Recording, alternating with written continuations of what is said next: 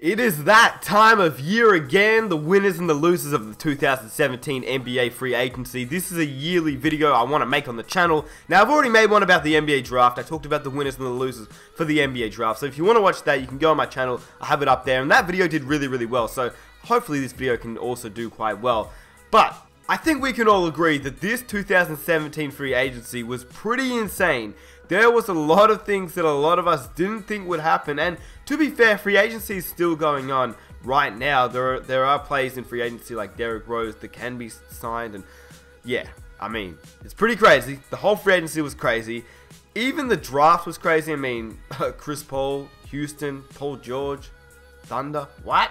But anyway, let's talk about the winners and the losers for the 2017 free agency. And the first winner that I have, the Oklahoma City Thunder. I honestly think if you get a superstar, you automatically win. I mean, the Celtics won. The Rockets kind of won. I don't even know. Did the Rockets win? I mean, they got CP3, but I don't know how CP3 is going to play in Houston. But anyway, the Oklahoma City Thunder. They picked up Paul George. But the reason they won, I've talked about it before. Paul George for Victor Oladipo and Sabonis. The Thunder, I mean, you win there because Victor Oladipo is on an $84 million contract and Sabonis was a rookie. Now, at the worst, the trade is a salary dump because, well, Paul George may leave after this season. But in saying that, Paul George pairs up with Russell Westbrook for this season in the Western Conference, which is a little bit unfortunate. I wish they were in the East because then, I mean, if they were in the East, imagine that. But obviously they're not, so we won't talk about that. But OKC, I mean, I've already talked about the entire trade. There's a video on my channel if you guys want to watch it. So I won't really get into it, but the Thunder also made a pretty good signing Patrick Patterson in replacement of Sabonis anyway. So losing Sabonis, obviously there's a bit of a difference there because Patterson is a lot older than Sabonis. But if you're the Thunder, it doesn't really matter how young or old your players are. You want to compete and you want to advance to the playoffs and hopefully try and win a championship. Will they win a championship? Probably not, but who will in the Eastern Conference or the Western Conference anyway, apart from the Cavs or the Warriors. So if I'm the Thunder, I think Patterson is actually a really good signing for them. And in replacement of Taj Gibson as well, who he's now a member of the Minnesota Timberwolves. The Minnesota Timberwolves. Yeah, you heard me correctly. They have Tom Thibodeau, Jimmy Butler, and Taj Gibson. They are pretty much the Chicago Bulls. All they need to do now is sign Derrick Rose. I mean, yeah, imagine that. But obviously, going back to the Oklahoma City Thunder, well, they obviously won. Because the Oklahoma City Thunder got a superstar player on their team. So, I mean, how do you not win there? The second winner, the Golden State Warriors. Now, I know a lot of people are going to be like, the Warriors? How do they win in free agency? All they did was re-sign their key guys. Well, yeah, they re-signed their key guys. They re-signed Stephen Curry. That's a W. They re-signed Kevin Durant. That's a W. They re-signed Andre Iguodala. And that is the biggest W for the Golden State Warriors, considering Iggy was one of those players that he may have left to go to another team for money because a lot of other teams were offering him a lot of money. I'm pretty sure that the Minnesota Timberwolves were. I think they did stop offering money after they got Jimmy Butler. But there was a few other teams. I think the San Antonio Spurs were another team that was trying to get Andre Iguodala. But in the end, I mean, the Golden State Warriors won out on the Iggy sweepstakes, if that's what you want to call it. But the Warriors management as a whole, to me, they are the greatest management in the NBA. They have proven that to me. I mean, yes, there are other managements. The Spurs are really good too. But to me, the Warriors are just incredible. The way that they draft, I mean, they drafted Steph. They drafted Clay. They drafted Draymond. They drafted all these guys. And then to add Kevin Durant, to re-sign Iggy, to re-sign Sean Livingston as well. They managed to re-sign Zaza Pachulia. So they pretty much kept their championship team. Then they also added, obviously they, re-signed David West as well, but they added Omar Caspi and Nick Young. Now, Nick Young is the guy that I think is really good to add. He's kind of like that J.R. Smith type of guy. He's a streaky player, he gets hot, but even if he's cold, well, you've got all these other players on that team that can just hit shots at any point. Kevin Durant, Stephen Curry, Klay Thompson. You don't need Nick Young. It's just when the starters go out, Then you've got a streaky guy like Nick Young who can hit threes at any point in the game. He's a really nice player for the Golden State Warriors. They signed him on a cheap contract as well. So for Golden State, not only did they manage to win an NBA championship, but they managed to re-sign their players and they managed to add a few other guys to play off the bench. So for me, the Golden State Warriors were another winner in the 2017 NBA free agency.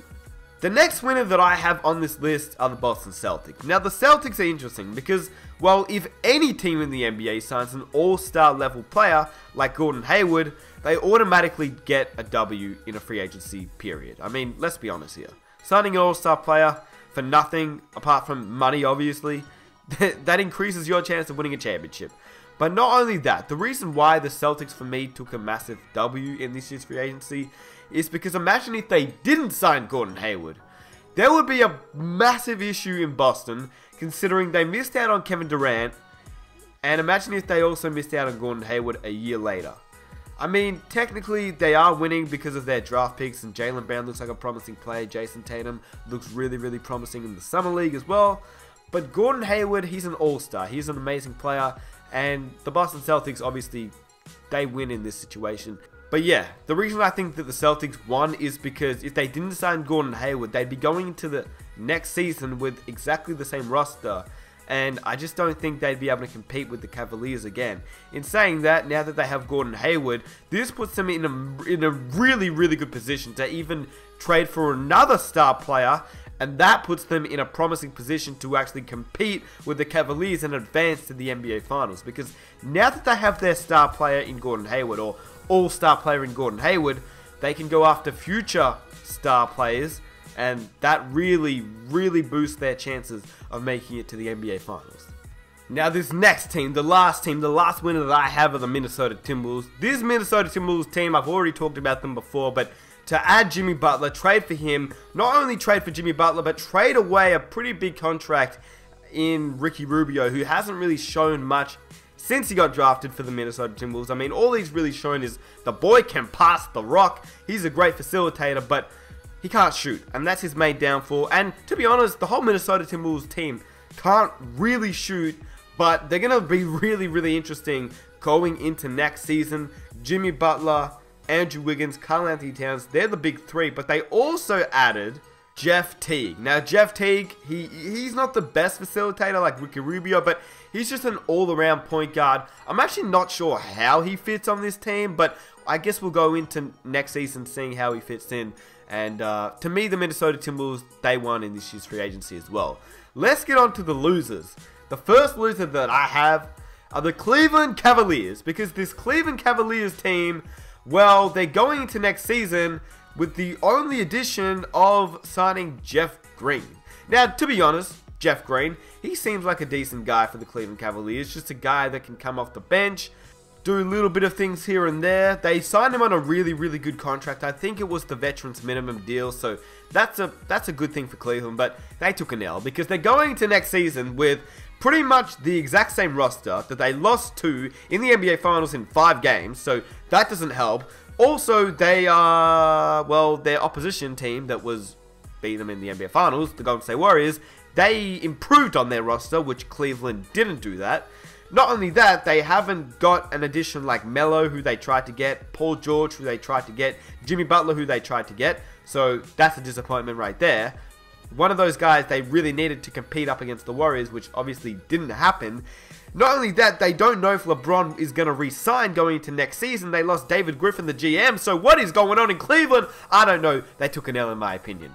The next team that took an L, obviously the Utah Jazz, because the Utah Jazz, they lost their all-star player in Gordon Hayward. They really only got Ricky Rubio, who, I mean, their new point guard, Ricky Rubio, we already talked about him before. He's not the greatest player. He can't shoot. I guess he can facilitate, but it's going to be interesting to see what Rudy Gobert can do with Ricky Rubio. It might be a little nice 1-2 punch here and there, but yeah, they took an L because if you lose an all-star player on your team, unfortunately, you just take an L. Another reason was because they were in the Western Conference, and we already know how crazy the West got this offseason with the addition of Paul George and Jimmy Butler, so that's even worse for the Utah Jazz. The next team to take an L, we already kind of talked about them, but the Indiana Pacers, they didn't have to trade Paul George so quickly after he intended that he was going to move to the Los Angeles Lakers once he hit the free agency market next summer. They didn't have to trade him so quickly. I think, in my opinion, they could have got something better than Victor Oladipo. And, I mean, Victor Oladipo and Sabonis, really?